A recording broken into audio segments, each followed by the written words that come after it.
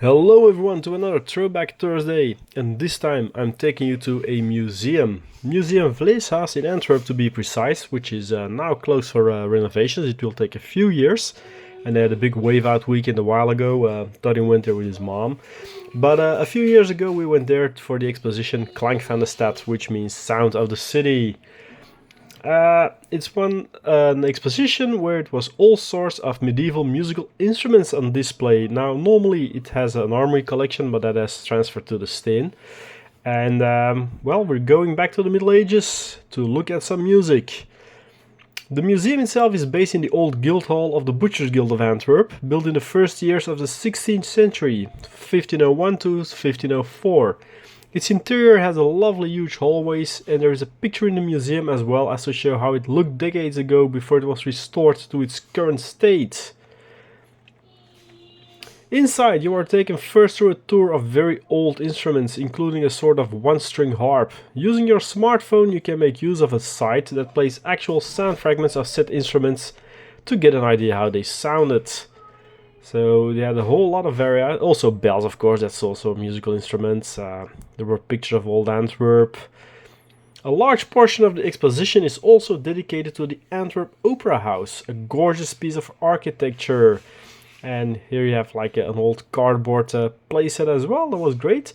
As well as various other instruments, including a water table, an instrument in which glasses are placed and either filled or empty being played. And then some more artwork and everything, so you can see all the kinds of music from small to large. Some odd looking ones like this three-pronged guitar like thing. I thought looked really cool. I would think if Klingons ever started a metal band they would have instruments like this. Of course, the Golden Age of Antwerp, which happened during the Renaissance, had the most gorgeous collection, including a whole series of beautifully decorated pianos. And these are all restored, some original. You could also play the large clocks here, like doing the Antwerp Cathedral, and see how you fare as what they call in Flemish a bajardier, or a player of the church clocks.